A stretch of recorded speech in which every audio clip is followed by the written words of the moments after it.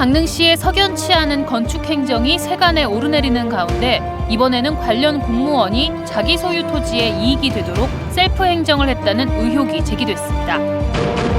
다음 주 수능을 앞두고 춘천을 중심으로 코로나19 확진 학생 수가 빠르게 늘고 있습니다. 산업통상자원부가 내년도 폐광 대책비로 1,200억 원을 편성해 국회에 제출했습니다. 동해시에서 세계 최고권위 당구 선수권 대회가 개막했습니다. 전국 규모 대회도 연이어 열릴 예정입니다. 안녕하십니까. 뉴스데스크 강원입니다. 북한이 동해상으로 탄도미사일을 발사했지만 접경지인 고성 지역에서는 평소처럼 일상생활이 유지됐습니다. 합동참모본부에 따르면 북한은 오늘 오후 3시 31분쯤 평안남도 숙천 일대에서 동해상으로 단거리 탄도미사일 한 발을 발사했습니다. 하지만 고성 지역 민통선 출입과 통일전망대 등 안보 관광지는 정상적으로 운영됐으며 어선 조업도 차질 없이 이뤄진 것으로 전해졌습니다. 강원 동해안에서는 지난 2일 북한이 탄도미사일을 발사해 민통선 출입 통제와 어선 조기 귀향 조치가 내려졌습니다. 강릉의 한 해안가 주변 밭의 용도가 지난해 대지로 바뀌면서 거래 시세가 크게 올랐습니다. 이 땅의 주인은 강릉시 공무원이었는데 땅의 용도를 바꾸기 위한 건축 과정에서도 석연치 않은 점들이 많아 논란이 되고 있습니다. 이준호 기자가 취재했습니다. 강릉시 순구태변과 가까운 순포늪지 인근의 토지입니다.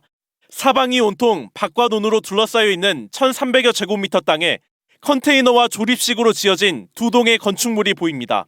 당초 이 땅도 밭이었는데 지난해 9월 제1종 근린생활시설의 소매업종으로 건축물이 지어진 뒤 지목이 대지로 바뀌었습니다. 그런데 이상한 점은 부지로 들어갈 수 있는 제대로 된 길이 없다는 것입니다. 지적도에 나와 있는 땅 주변 도로입니다. 제 무릎 높이만큼 수풀이 우거지고 폭이 더욱 좁아지는 등 성인 남성도 지나가기가 쉽지 않은 상황입니다. 심지어 인근 밭의 컨테이너 농막이 길의 중간 지점을 막고 있고 이 길도 현재 주변 농지의 배수로로 쓰이고 있습니다. 도로가 제 기능을 못하다 보니 해당 부지의 울타리에 만들어진 출입문도 반대쪽에 나 있는 모습입니다. 인근 주민들은 이처럼 통행이 매우 불편한 곳인데도 건축물이 지어지고 토지 용도가 변경된 것에 대해 이해하기 힘들다고 말합니다. 넉넉히 지렛대는 못했겠지. 여기 길이 없이 허가가 안 나서 내가 입에다고. 근데 저 끝에 있는 사람들이 막 일로 허가해주고 저쪽 안 해주면 가만히 있겠어? 지목이 바뀌면서 공시지가는 2배 이상 올랐는데 온라인상의 부동산 추정가 사이트에선 추정가가 10억 원 이상인 것으로 나왔습니다. 환경부가 복원사업을 벌인 순포늪지와 가깝고 지난해에는 도립공원 구역에서도 해제됐기 때문입니다. 해당 토지의 건축 행위와 관련해 강릉시는 도시지역에 준하는 건축법을 적용해 인허가가 이루어졌다고 밝혔습니다. 진입로가 연결돼 있고 해당 대지와 인접한 도로는 2m 이상 폭을 유지했다는 겁니다. 진입로 폭이 1.5m로 좁은 곳이 있어 실제 통행로로 이용할 수 없다는 지적에 대해서는 해당 건축물이 주차를 유발하지 않기 때문에 문제가 없다고 밝혔습니다. 무엇보다 해당 토지의 건축 행위가 논란이 된 또 다른 이유가 있는데 건축 신고 당시의 소유주가 강릉시의 건축 관련 공무원이었다는 겁니다. 본인이 직접 허가를 내줬기 때문입니다. 이에 대해 당사자는 이해충돌 방지법이 시행되기 전이라 법적으로는 문제가 없다고 밝혔습니다. 해당 토지의 건축 행위와 지목 변경에 대해서는 현재 감사원과 국민신문고, 경찰 등의 고발장이 접수돼 조사가 이루어지고 있습니다. MBC 뉴스 이준호입니다. 앞서 보신 것처럼 최근 들어 강릉시의 건축행정 업무에서 형평성을 문제 삼는 민원들이 잇따르고 있습니다. 공무원이 자의적으로 해석할 수 있는 규정들이 시기와 담당자에 따라 다르게 적용돼 불신과 오해를 부른다는 불만의 목소리가 높습니다. 김영호 기자가 보도합니다. 올해 초 부동산 개발업체의 특혜 11호까지 이어진 강릉시 구정면의 산림개발 사업지역. 제2종 근린생활시설이 완공된 시점에는 지방도로에서 연결되는 진입로가 없는 상태였습니다. 이런 건축 행위가 가능했던 것은 계획관리지역인 농촌에서는 통행에 불편만 없으면 도로 관계를 보지 않는다는 건축법 때문이었습니다. 실제로는 차량이 통행하지만 주차가 유발되지 않는 건축물이 먼저 지어지면서 엄격한 진입도로 적용 규정을 빠져나갈 수 있었습니다. 최근 논란이 된 강릉시 사천면의 건축물은 현장을 제대로 점검하지 않은 건축 행정의 전형입니다. 개발 행위만 없으면 지적도상의 도로와 접해 있는 땅은 소규모 건축이 가능하다는 것인데 도로의 실제 이용 여부를 판단하는 근거는 주차장이 필요한가 아닌가가 전부입니다. 재건행위를 하시는 분들에게 문의를 해도 이거는 한마디로 말이 안 된다고 합니다. 이 법은 제가 생각할 때는 사문화가 되었다고 생각을 하고 일반인들은 전혀 적용이 안 되잖아요. 이런 애매하고 자의적인 건축법의 적용은 강릉 지역 건축업계에서도 불만입니다. 농촌 지역에서 도로 관계 적용을 예외로 하는 경우와 도시 지역에서 대지와 접한 도로의 적용이 시기와 담당 공무원에 따라 달라 혼란스럽다는 반응입니다. 낙관자마다 다르고 시대마다 다르고 시기마다 다르고 그게 법에 딱 이렇게 하라고 명시되어 있는 부분이 아니기 때문에 귀에 가면 귀걸이, 코에 가면 코걸이. 강릉시는 모든 건축 행위에는 각자 특수한 사정이 있어 일괄적인 잣대를 적용하기는 어렵다고 밝혔는데 특혜와 오해의 소지가 있을 수 있는 만큼 합리적이고 예상 가능한 건축 인허가 지침이 필요해 보입니다. MBC 뉴스 김영호입니다. 다음 주 수능을 앞두고 코로나19와 독감이 동시에 유행하는 트윈데믹 우려가 현실이 되고 있습니다. 코로나19 확진자가 다시 늘고 있는 데다 춘천 지역 학교를 중심으로 독감이 유행처럼 번지고 있는데요. 강원도 교육청은 별도 시험실을 늘릴지 검토에 들어갔습니다. 허주희 기자입니다. 문을 열자마자 소아청소년과가 환자들로 북적입니다. 코로나19 증상으로 검사를 받으러 왔거나 독감에 걸려서 온 어린이들이 부쩍 늘었습니다. 초등학교 3학년 아들이 이제 친구들한테 옮아와서 독감에 걸렸는데 이제 동생까지 4살인 동생까지 같이 걸렸어요. 독감에 걸린 학생은 이달 들어 급증하고 있습니다. 도내 초, 중, 고 30개 학교에서 289명의 독감 감염자가 나왔는데 이 가운데 고등학생이 168명으로 가장 많습니다. 특히 독감에 걸린 전체 학생의 절반 이상이 춘천 지역 학생입니다. 올해는 고열과 심한 오열을 동반한 복통이 주된 증상입니다. 청소년층에서는 독감 예방 접종을 안 한 사람들이 많기 때문에 오히려 이제 그 소풍이나 이렇게 단체 활동을 하고 나서 이제 단체로 이제 한 반에서 몰려서 오는 경우가 많습니다. 수능을 앞두고 청소년들 사이에서 독감이 유행처럼 번지면서 학교마다 소독 횟수를 늘리는 등 방역을 강화하고 있습니다. 코로나19에 감염된 학생 수도 다시 늘고 있습니다. 지난달 말을 기점으로 확진 학생이 증가세로 돌아서더니 이달 첫째 주 주별 확진 학생은 1,000명에 육박하면서 전주보다 300명 이상 늘었습니다. 격리 기간을 고려했을 때 이번 주 금요일부터 코로나19에 걸리면 춘천과 원주, 강릉 등 5개 시험지구에 마련된 별도 시험장에서 시험을 치러야 합니다. 강원도 교육청은 최대 9명으로 정한 별도 시험실 수용 인원을 늘리거나 별도 시험실을 더 설치할지 사태를 지켜보고 있습니다. 기침이나 37.5도 이상의 어떤 발열이나 이런 것들이 있다면 모든 일반 시험장에서는 그 분리 시험실이 다 하나씩 마련이 되어 있거든요. 그럼 그 분리 시험에서도 응시할 수 있습니다. 코로나19 발생 이후 세 번째 치르는 수능 시험. 수험생과 가족은 사람이 많은 곳에 가지 않고 개인 위생을 철저히 하는 게 최선입니다. MBC 뉴스 허주입니다. 어제 도내 코로나19 확진자 수가 일주일 만에 2,000명대를 기록한 가운데 오늘은 오후 6시까지 1,912명이 확진됐습니다. 시군별로는 강릉 251명, 동해 120명, 속초 104명, 태백 54명, 삼척 47명 등이며 누적 확진자 수는 77만 2천여 명입니다. 확진자가 늘면서 중환자병상 가동률은 하루 전보다 10%포인트 가까이 증가한 65.1%를 기록하며 106개 병상 가운데 37개 병상만 여유 있는 상황입니다. 산업통상자원부가 내년도 예산안에 폐광 대책비 명목으로 1,000억여 원을 편성했습니다.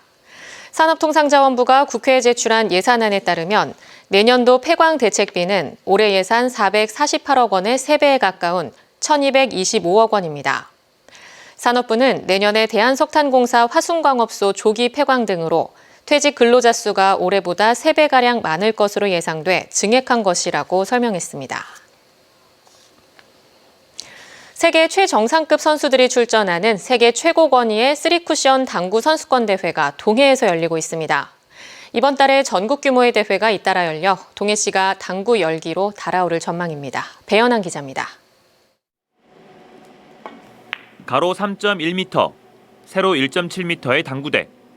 그 위에 놓인 공 하나하나에 혼신의 힘을 다해 집중하며 동해시에 모인 세계 정상급 선수들은 자신의 플레이를 이어갑니다. 최고 권위의 세계 3쿠션 당구 선수권 대회는 국내에서는 지난 2014년 이후 동해에서 8년 만에 개최되고 있습니다.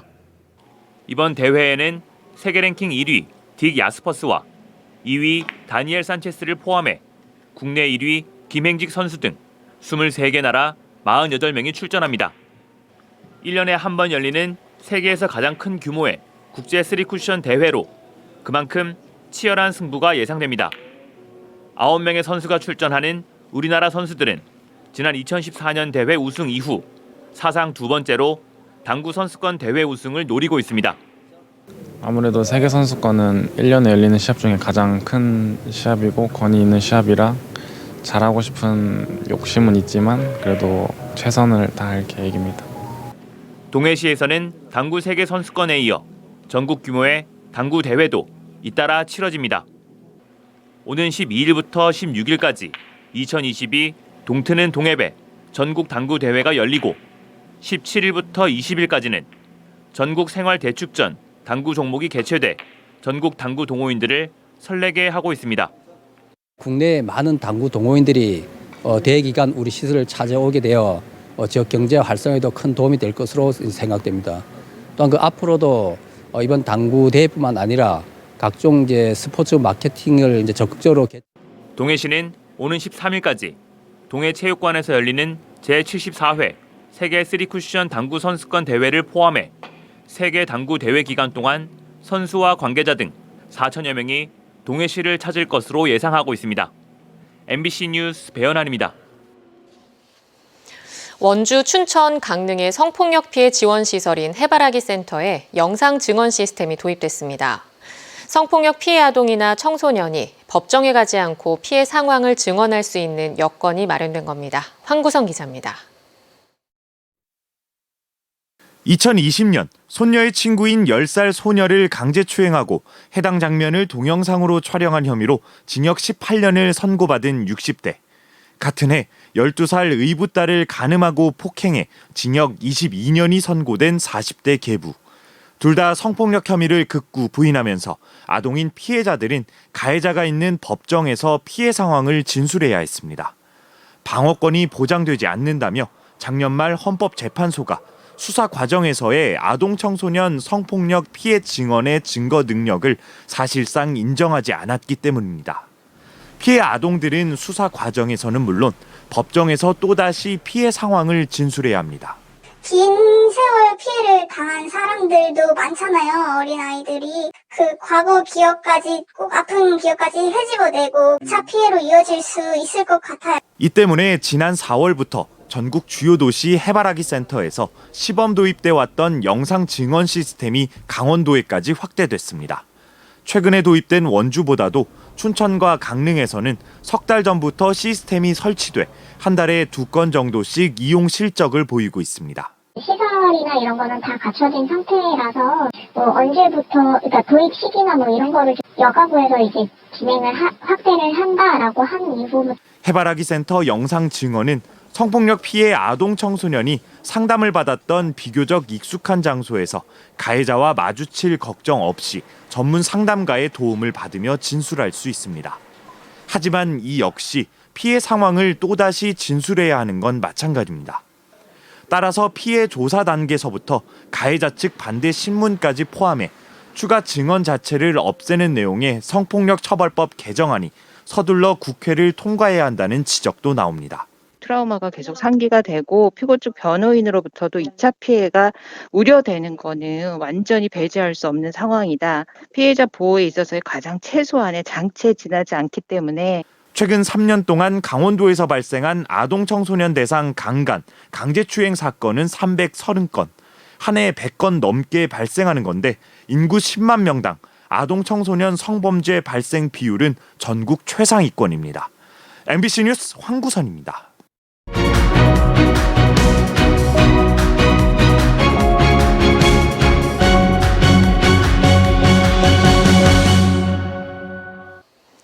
(15년여) 동안 고객들의 예금과 적금을 빼돌린 혐의로 강릉 사천 새마을금고 전직 직원 2명이 구속됐습니다.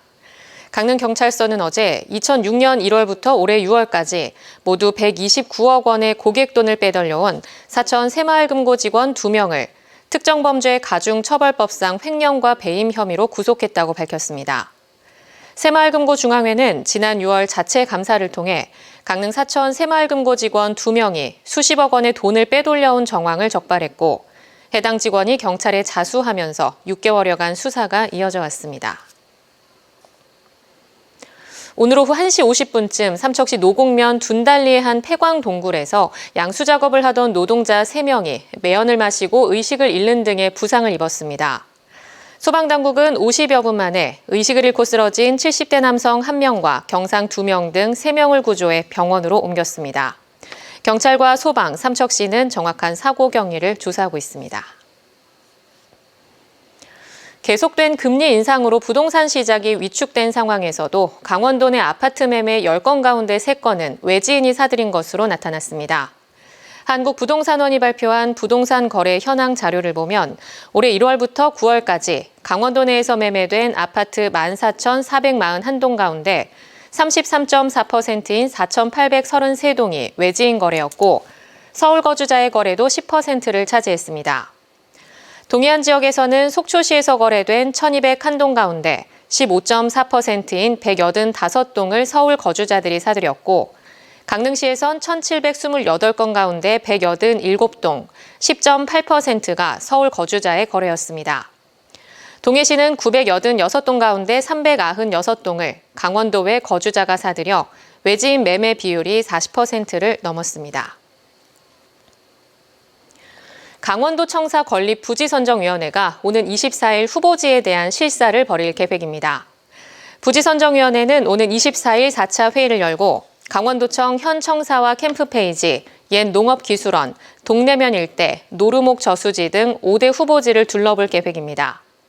아울러 과거 혁신도시 선정 과정에서 불거진 논란을 없애기 위해 확정된 평가 기준에 따른 위원들의 평가 방식에 잡음이 생기지 않도록 배점 합산 방식에 대해서도 논의를 이어갈 계획입니다.